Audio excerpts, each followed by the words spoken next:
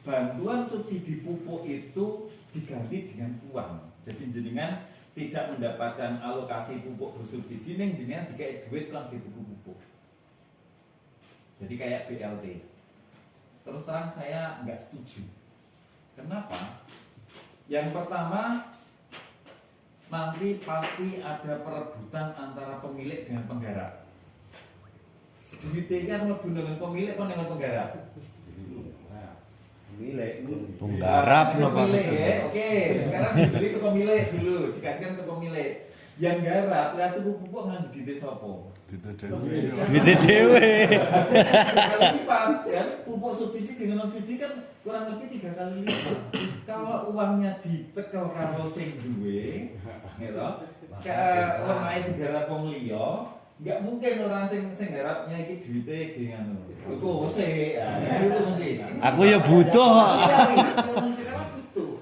Akhirnya apa? Yang tadinya butuhnya segini karena duitnya cuma orang subsidinya, maka dia hanya membeli pupuk sak mampune. Hanya sepertiga. Nih, karena duitnya cukup di seperti seharusnya biasanya yang 2/3 adalah subsidi, karena subsidinya nggak ada, dia beli sepertiga. Akhirnya apa? Produktivitas turun. Betul ya? Ini Pasti, Pak. Kita mikir bodon saja. Nggih, pasti, Pak. Berikutnya, opo ya kira-kira nek entuk duit kon dituku pupuk sementara anaknya nangis. Burung bayaran sekolah, Pak. Bayar sekolah loh ini. Enggak jajan ya, bayar sekolah. Opo ya tegel. Anaknya ning dipupuk iki dituku pupuk. Sik yo nek wis panen sok tak dipoke. Boten mungkin. Sok le sekolah nek wis panen. Maka akhirnya apa? Yang beli pupuk ya sebagian lagi. Akhirnya apa? Produktivitas Menurun. belum lagi kalau misalnya karena pupuk itu, subsidi pupuk itu berdasarkan kemampuan negara ya. Kita tidak berharap. Tapi kalau misalnya negara kayak butuh geopo, akhirnya wes iki sing jatahe sak tak kasih subsidi 200.000, tak lomi lah satu sek baik. Karena apa? Subsidi pupuk dari tahun ke tahun turun. Tahun 2018-2019 itu subsidi pupuk itu nasional itu di angka 31-32 triliun nasional. Tetapi tahun ini hanya 26 triliun. Berarti turun 5-6 triliun. Padahal harga gas naik. Harga bahan baku yang kita datangkan dari Ukraina sama Rusia juga naik. Nek duwite medun, regane mundhak, entuke kita mikir seperti itu. Makanya kenapa kok kebijakan kok saya suwe pupuk ini saya mata. Jadi ini saya kan buka ini dari orang PPL kita buka dari awal bagaimana aturannya, bagaimana perjalanannya, bagaimana logika kita berjalan dengan kondisi kondisional yang ada sekarang. Oke, saya lanjutkan. Nanti kita ini yang lebih teknis gitu. Ini sudah, ini peraturan Menteri Pertanian yang tadi lebih detailnya. Kemudian harga kita udah nggak usah bahas. Kemudian,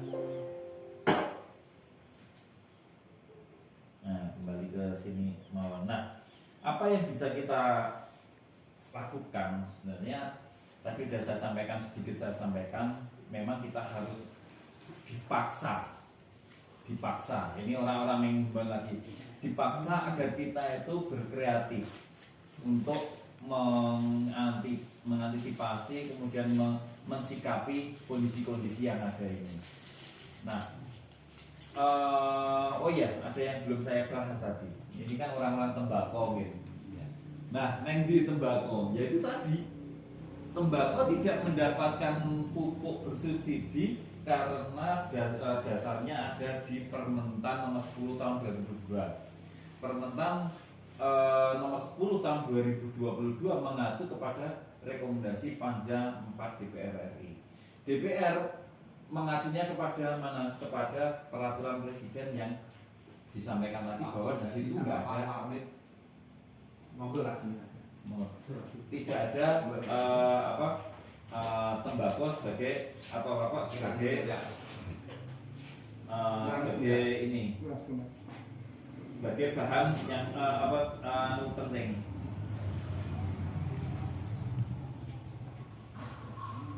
Tapi harapan saya tahu bahwa api tembakau itu mempunyai jalur samping. Ada yang merangkapi? Ya. Ada jalur samping ya? Jalan. Ke bupati, Ya. ke gubernur, Ya. ke anggota dewan, pasti ada. Gunakan itu. Jadi kalau jenengan mau berjuang, ini tadi saya membaca ini, begitu data saya langsung baca. Yang di sini sudah jelas, kekurangan pupuk subsidi dari pemerintah, memberdayakan pupuk organik.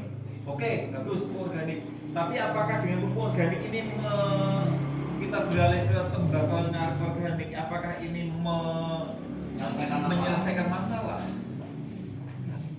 Apakah ini menjawab kebutuhan pupuk? Enggak. Enggak bisa kita hanya dengan pupuk organik, tetap pupuk anorganik tetap kita butuh.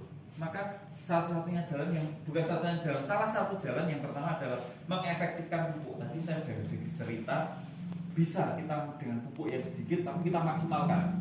Sebenarnya bukan seberapa banyak, tapi seberapa yang diserap oleh tanaman. Itu seberapa yang diserap oleh tanaman. Kemarin saya melihat ada orang nanam tembakau, herannya karena memang kesulitan dikasih pupuk urea. Jenengan ada yang mengharamkan urea untuk tembakau? Tidak. Tidak ada yang mengharamkan. Saya pernah ketemu orang yang mengharamkan urea untuk tembakau. Karena nek dimurah gaji, oke bosok Tetapi itu di fase awal dia ngasih pupuk urea. Nah, pupuk urea itu hanya ditabur, tidak ditutup.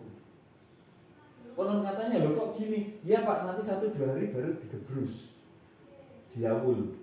Nah, selama 1-2 hari ini apa yang terjadi terhadap urea? Urea itu bahan utamanya, kandungan utamanya adalah N46%.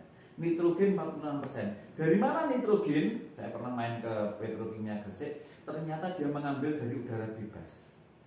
Udara kita ini kandungan selain oksigen, nitrogennya juga banyak. Itu diambil, diserap, kemudian pakai bahan pengikat yang 54%. Ya, kita gambarkan bahwa urea 46%nya ada nitrogen. Apa yang bisa mengikat adalah yang 54. Kenapa kok harus gede? Karena nitrogen mudah menguap.